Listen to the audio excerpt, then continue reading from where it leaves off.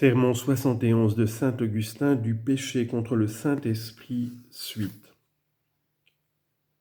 La charité parfaite est le don parfait de l'Esprit Saint, mais il doit être précédé par celui de la rémission des péchés, bienfait immense qui nous arrache à la puissance des ténèbres, Colossiens 1,13, et met dehors au moyen de notre foi le prince de ce monde, Jean 12,31, qui agit sur les fils de la défiance, Éphésiens 2,2, en les associant et en les enchaînant au péché. Or, c'est par l'Esprit Saint qui unit le peuple de Dieu que se chasse l'esprit impur divisé contre lui-même. Contre ce don gratuit, contre cette grâce de Dieu, parle le cœur impénitent. L'impénitence est ainsi le blasphème contre l'Esprit qui ne sera effacé ni dans ce monde ni dans le monde à venir. En effet, on parle d'une façon bien perverse et bien impie de la bouche ou du cœur contre cet esprit en qui l'on est baptisé pour la rémission de tous les péchés et qui a été donné à l'Église pour qu'elle puisse effacer tous les crimes. Quand invité à la pénitence par la patience divine, on se laisse aller à la dureté et à l'impénitence de son cœur et qu'on amasse un trésor de colère pour le jour de la colère et de la manifestation du juste jugement de Dieu qui rendra à chacun selon ses œuvres. Romains 2, 4-6.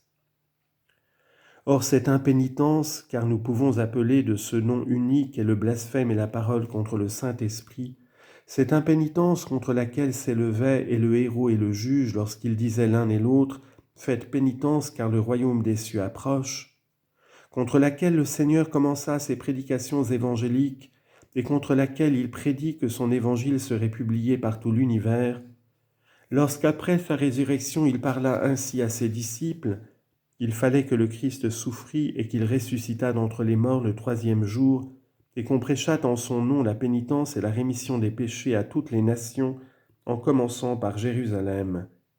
Luc 24, 46-47. Cette impénitence est absolument irrémissible, et dans ce siècle et dans le siècle futur, car la mission de la pénitence est d'obtenir dans ce siècle un pardon qui serve dans le siècle à venir. Mais on ne saurait se prononcer sur cette impénitence ou sur ce cœur impénitent tout le temps que le pécheur vit dans ce monde, car il ne faut désespérer du salut de personne tant que la patience divine invite à la pénitence et que l'impie n'est pas tiré de cette vie par celui qui ne veut pas sa mort, mais plutôt sa conversion et sa vie. Ézéchiel 18, 23. Cet homme est païen aujourd'hui. Comment peux-tu savoir si demain il ne sera pas chrétien ? Le juif est aujourd'hui incroyant, et si demain il s'attache au Christ, tel est aujourd'hui hérétique, et s'il embrasse demain la vérité catholique, il est schismatique, et s'il rentre demain dans la paix de l'Église, si enfin tous ces hommes que tu vois entraînés dans différentes sortes d'égarements et que tu condamnes comme des désespérés font pénitence avant de quitter la terre et parviennent dans l'autre monde à la vie véritable. Aussi, mes frères, que ces paroles de l'apôtre vous servent de règle. Gardez-vous de juger avant le temps. 1 Corinthiens 4, 5.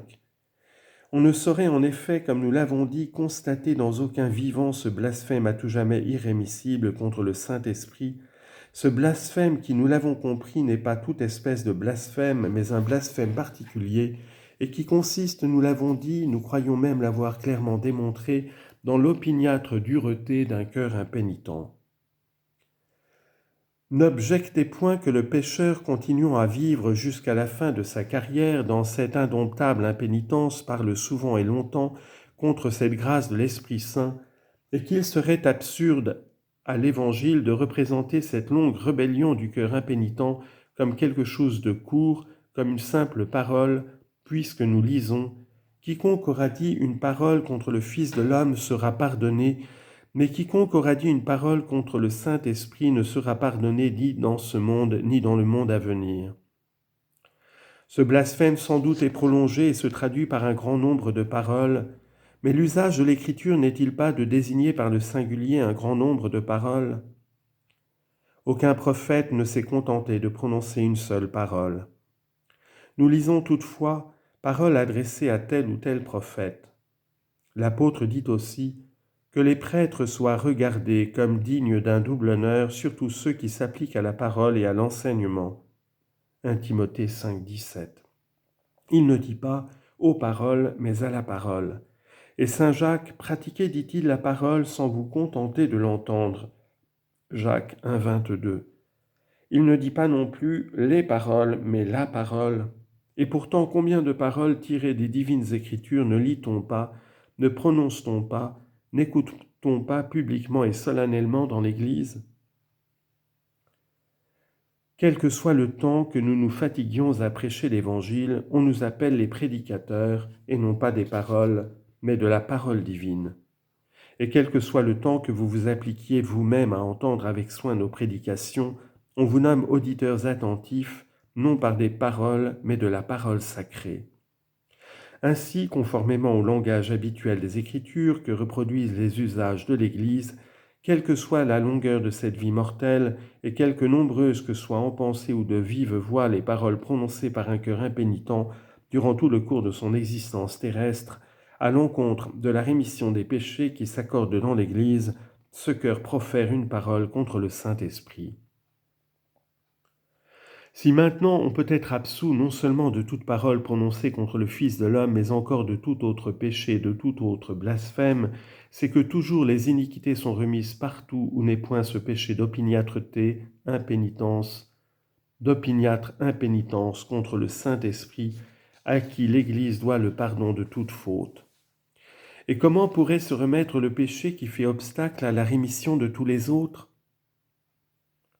Si donc on peut obtenir le pardon de toute parole prononcée contre le Fils de l'homme, mais non de la parole proférée contre l'Esprit Saint, ce n'est pas que dans la Trinité le Saint-Esprit l'emporte sur le Fils, ce qui n'a jamais été avancé, même par aucun hérétique, mais c'est qu'après avoir résisté contre la vérité, c'est-à-dire contre le Christ, depuis même qu'il s'est révélé avec tant d'éclat devant le genre humain, lorsque Verbe il s'est fait chair et a habité parmi nous comme Fils de l'homme ou comme Christ, si le cœur ne prononce point cette parole d'impénitence opposée à l'Esprit Saint dont il est dit, si l'on ne renaît de l'eau et de l'Esprit, Jean 3, 5, et encore, recevez le Saint-Esprit, les péchés seront remis à qui vous les remettrez, Jean 20, 22.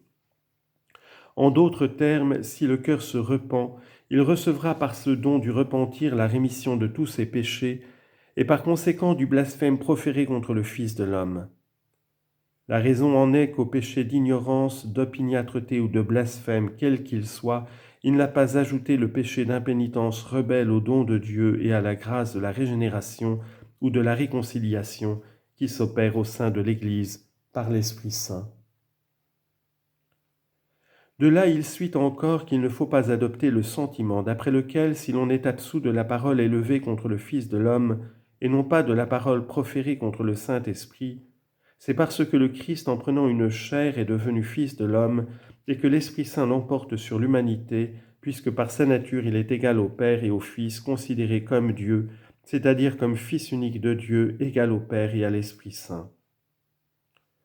Si en effet cette raison était la véritable, il ne serait fait mention ici d'aucun autre blasphème, et on ne présenterait comme rémissible que celui qui attaque le Fils de l'homme considéré uniquement comme homme. Mais il a été dit auparavant, tout péché et tout blasphème seront remis aux hommes. Un autre évangéliste dit dans le même sens, on pardonnera aux hommes tous les péchés et tous les blasphèmes qu'ils auront commis. Et des termes aussi généraux comprennent sans aucun doute aussi les blasphèmes proférés contre Dieu le Père. Néanmoins, on ne déclare irrémissible que le blasphème contre le Saint-Esprit. Le Père a-t-il donc pris aussi la nature de serviteur pour être inférieur à l'Esprit Saint ?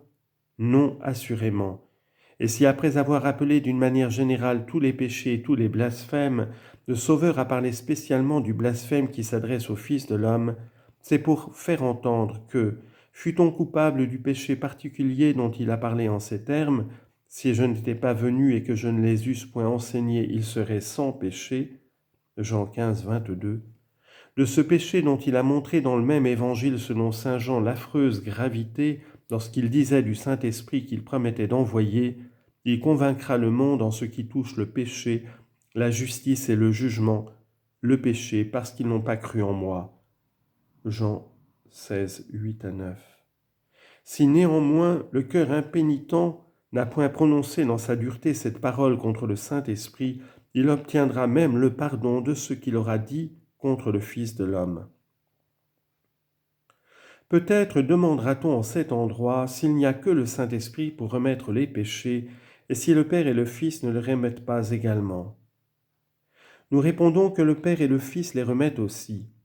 Le Fils en effet dit de son Père, « Si vous remettez aux hommes leurs offenses, votre Père aussi vous remettra les vôtres. » Nous lui disons nous-mêmes dans l'oraison dominicale, « Pardonnez-nous nos péchés. » Matthieu 6. Pour le Fils, il dit de lui-même, afin de vous apprendre que le Fils de l'homme possède sur la terre le pouvoir de remettre les péchés. Matthieu 9, 6. Mais diras-tu, si le Père, le Fils et le Saint-Esprit remettent les péchés, pourquoi représenter comme un blasphème qui attaque seulement le Saint-Esprit l'impénitence dont on n'obtiendra jamais le pardon, comme si cette impénitence n'était une résistance qu'au don du Saint-Esprit qui efface les péchés? Je demanderai à mon tour, le Christ seul chassait-il les démons? Le Père et l'Esprit Saint les chassaient-ils également? Si le Christ seul les chassait, comment peut-il dire « Mon Père qui demeure en moi fait lui-même les œuvres » Jean 14, 10. Ces expressions « fait lui-même les œuvres » semblent indiquer que le Fils n'en est pas l'auteur, mais le Père demeurant dans le Fils. Cependant, pourquoi dit-il ailleurs « Mon Père agit sans cesse et moi j'agis avec lui » et un peu plus loin « Tout ce que fait le Père, le Fils le fait pareillement » Jean 5, 17 et 19. Quand ailleurs il dit encore « Si je n'avais pas fait parmi eux des œuvres que nul autre n'a faites » Jean 15, 24. Il s'exprime comme s'il agissait seul. Or si ce langage suppose que les œuvres du Père et du Fils sont inséparables, que penser du Saint-Esprit sinon qu'il agit en même temps? Le Fils ne dit-il pas dans ce passage qui a soulevé le problème que nous discutons et qui représente le Sauveur chassant les démons, « Si je chasse les démons dans l'Esprit Saint, c'est une preuve que le royaume de Dieu est arrivé parmi vous. » Ici, peut-être, on objectera que l'Esprit Saint est plutôt donné par le Père et le Fils qu'il n'agit de lui-même, et qu'en disant « Je chasse les démons dans l'Esprit Saint », le Christ veut faire entendre qu'il les chassait par l'Esprit Saint. « Je chasse les démons dans l'Esprit Saint » aurait alors le même sens que « Je les chasse par l'Esprit Saint ». Une des locutions habituelles de l'Écriture est de dire en effet « Ils ont tué dans le glaive » au lieu de « par le glaive », ils ont embrasé dans le feu au lieu de par le feu. Psaume 73, verset 7. Jésus prit les couteaux de pierre dans lesquels il voulait circoncire les fils d'Israël. Josué 5, 2 à 3. C'est-à-dire avec lesquels il voulait circoncire les fils d'Israël. Avant néanmoins de nier pour ce motif que le Saint-Esprit est une puissance propre, on fera bien de remarquer ces paroles du Seigneur « L'Esprit souffle où il veut » Jean 3, 8. Quant à ces autres de l'apôtre, c'est le seul et même Esprit qui produit tous ces dons. Il est à craindre qu'elle ne donne à penser que le Père et le Fils ne les produisent pas également. Et néanmoins l'apôtre a compté parmi ces dons les grâces de guérir et d'opérer des miracles, parmi lesquels on doit comprendre sûrement l'expulsion des démons. Mais en ajoutant les distribuant à chacun comme il veut, 1 Corinthiens 12, 11, Saint Paul ne montre-t-il pas aussi dans l'Esprit Saint une puissance particulière, inséparable pourtant de la puissance du Père et du Fils? Si donc ces autorités différentes nous enseignent que les opérations de la Trinité sont des opérations inséparables, si l'on ne peut attribuer une opération au Père sans l'attribuer également au Fils et à l'Esprit Saint, ni une opération au Fils sans qu'elle appartienne au Père et au Saint-Esprit, ni une opération au Saint-Esprit sans la rapporter au Père et au Fils, il est manifeste aux yeux de ceux qui ont la vraie foi, ou même quelque intelligence de ces matières, qu'en disant de son Père, lui-même fait les œuvres, Jésus-Christ rappelle que le Père en est le principe, comme il est le principe des personnes qui agissent avec lui. Le Fils en effet est né du Père et le Saint-Esprit procède premièrement de ce même Père qui engendre le Fils, avec qui l'Esprit Saint lui est commun. Il est manifeste aussi que les autres paroles du Sauveur, si je n'avais pas fait parmi eux des œuvres que nul autre n'a faites, ne signifient pas que le Père et le Saint-Esprit n'agissent pas alors de concert avec lui, mais qu'aucun des hommes qui sont représentés comme ayant fait beaucoup de miracles n'a fait ce qu'a fait le Fils de Dieu. Il est manifeste encore que ce témoignage de l'apôtre, c'est le seul et même Esprit qui produit tous ces dons, n'a pas pour but de montrer que le Père et le Fils ne les produisent pas avec lui. Saint Paul veut seulement faire entendre que ces dons ne sont pas l'œuvre de plusieurs esprits, mais d'un seul, et que malgré la diversité de ses opérations, il ne diffère pas de lui-même. Toutefois, ce n'est pas sans motif, c'est au contraire avec raison et avec vérité qu'on attribue au Père et non au Fils ni au Saint-Esprit d'avoir dit « Vous êtes mon Fils bien-aimé en qui j'ai mis toutes mes complaisances » Luc 3, 22. Mais tout en reconnaissant là la voix du Père, nous ne nions pas que le Fils et le Saint-Esprit aient contribué à former en même temps ce bruit miraculeux descendu du ciel.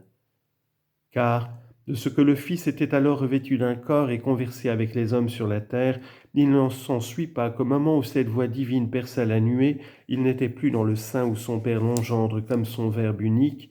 Il ne serait ni sage ni spirituel de croire que Dieu le Père a produit, sans la coopération de sa sagesse et de son esprit, le bruit de ses paroles, bientôt évanouies.